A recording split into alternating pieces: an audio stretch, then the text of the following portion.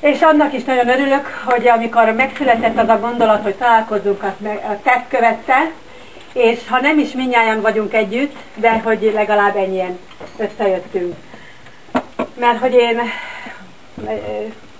nekem tetszik az a bölcs mondás, hogy a gyerekeknek gyökeret kell adni és szárnyakat.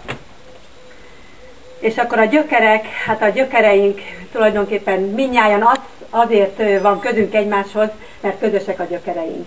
Ugye, mert a nagyapánk, nagyanyánk Pipoly Vilmos és Vécsei Veronika, Veron a szemigazolványa szerint, hogy ők, hát én most mondanám, hogy nagyanyáink, van akinek a déd, van akinek talán már ők, és van akinek a dédesztülei. Van hová tartoznunk, az igazán, hogy fontos és érték, és hogy azt a gyerekeinknek most tovább adjuk.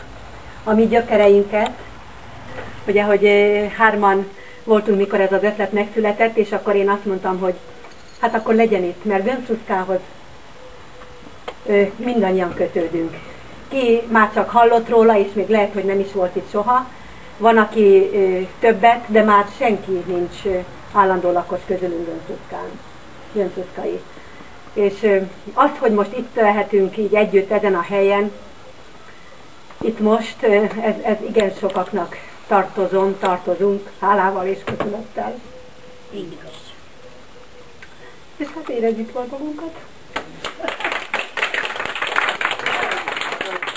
Először legidősebb keresztmamá, nekem keresztanyám. Igen. Ugye, hogy jó egészségben itt vagyunk mindjárt, és ő is 80. 88. évében éljen. Jóisten éltessen mindnyájunkat is, adja, hogy még egyszer összejöhessünk valahol, és de nem temetésen. Nem temetésen. És így egymást átölelve köszöntsük mindnyájunknak erőt, egészséget. Így van. Legyenek a 90-es. Az legyen a legközelebbi, aztán 100. Én csak annyit mondhatok, hogy mint egy gyerek úgy készültem. Borzasztó nagy örömmel és nagy izgalommal. Én esküvőmre nem készültem úgy, mint erre. Hogy sok ismeretlit, akit most látok először, hogy magamhoz ölelhessem. És hogy egy család, egy tőről fakadt nemzedék vagyunk. És örömmel tölt el, hogy megérhettem. Én vagyok a legidősebb. Így van. Akkor a családom, ő a fiam, ő a mennyem, akkor a lányom, a bőm, és 2 unokám van, nekem 3. Ennyi a családom, a férjem beteg, ő nem tudott eljönni. De nagyon szépen köszönjük, hogy eszünkbe jutott, hogy meglétesülhetünk. Hát igen, és azt hiszem, hogy egy évünk emlékezni fogunk.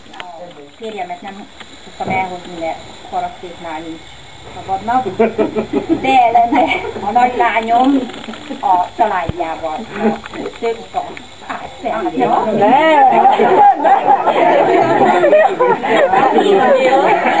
a legvégén a család többi része, akit most jelentkezik meg, és ez pedig a legkisebb, ő is egyedül jön, Orsolya a középső lányom családjával nyaral. Köszönjük, hogy eljöhettünk, életem egyik legnagyobb ajándék. Itt mondhatunk az asztalához kikötve. Azok még azok is hát ha előkerülnek még a...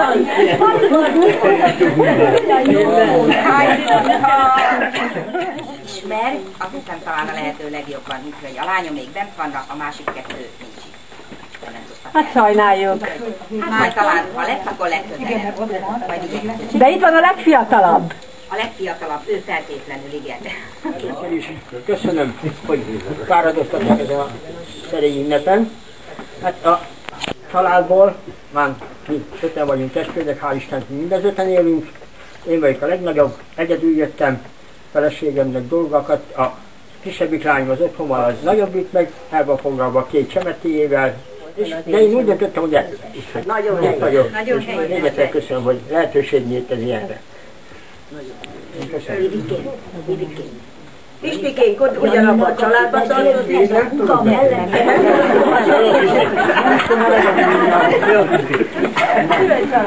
Mi vagyok a Mihálytának a középső fia, Képa István vagyok, hogy 2 évet nem ismernek, még tőle nem nagyon találkoztunk még.